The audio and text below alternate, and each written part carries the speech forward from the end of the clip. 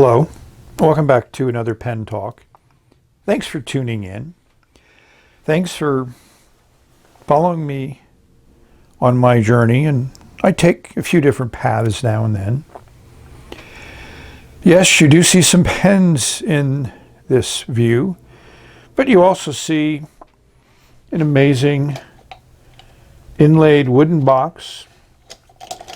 And these are pens. You may recognize a few of them. I'm trying to put together pens that I was very excited about and still am excited about in 2019. Yes, those year-end videos. And there's a knife. So this was a buy at the craft show, local craft show. And I always like to support local artists and craftsmen, so that nice wooden pen box was made by Natural Renaissance. They do a lot of things with wooden magnets, but I was just interested in this design.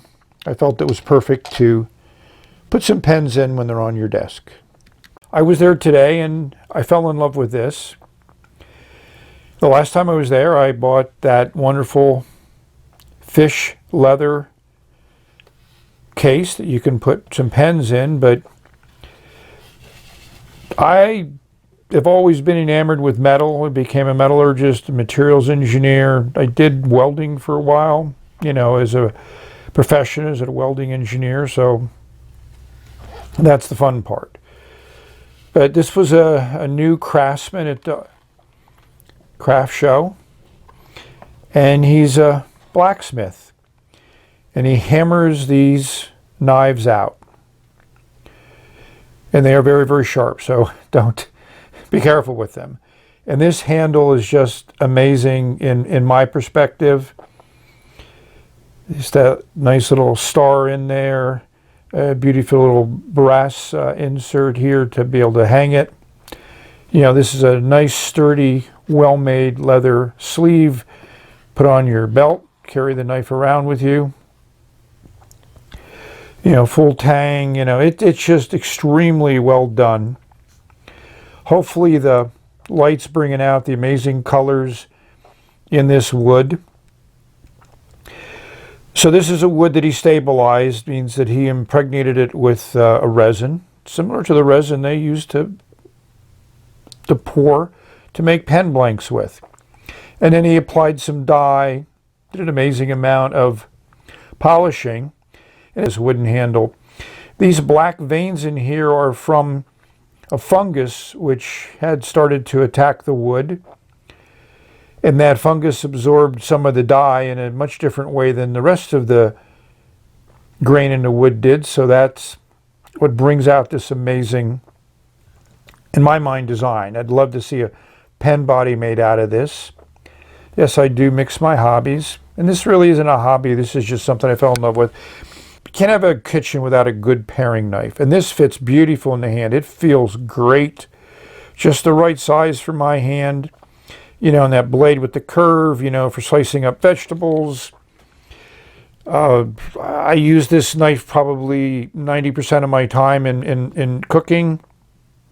So I'm really looking forward to putting the knife through its paces. And this is a high carbon steel. It's not a stainless steel. He feels that you can get a much better edge on this, and time will tell how I feel about that.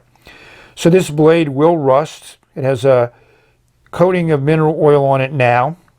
And as I use it, each time after you use it, you need to clean it off, oil it, make certain it's dry, and have a coating of oil on it, and it will stay looking like this forever.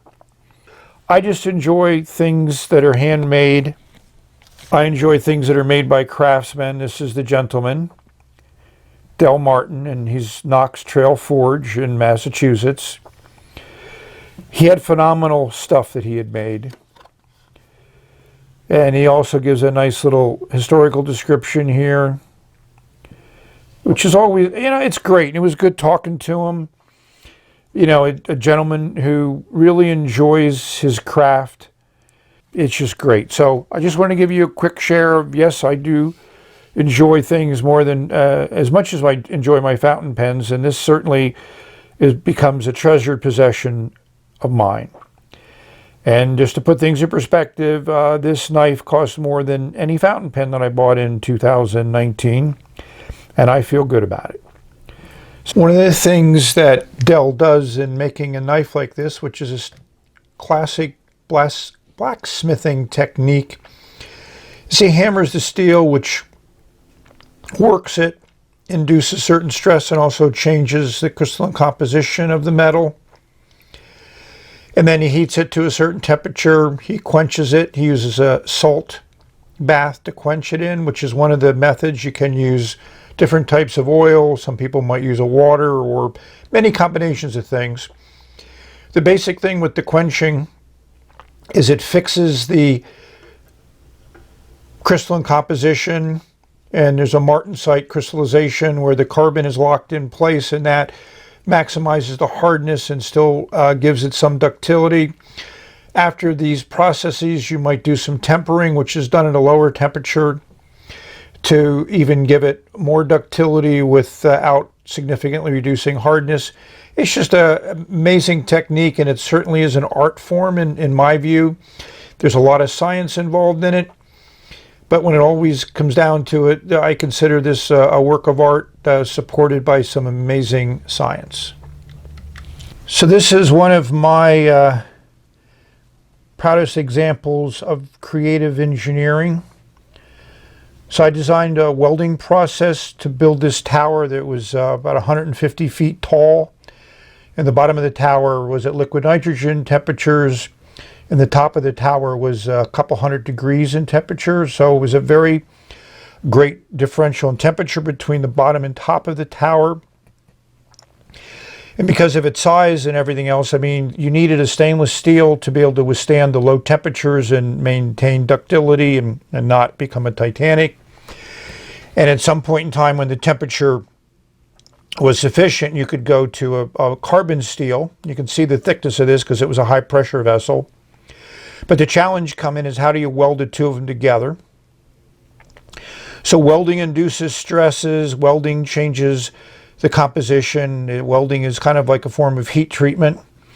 So what I came up with was we coated the carbon steel with stainless steel. So this was a layer of stainless steel that was welded onto the carbon steel, and then that was heat treated. So this became a nice, homogeneous, very strong design. And then we joined it with a weld to the stainless steel, and this was submerged arc. Both of these were submerged arc welding.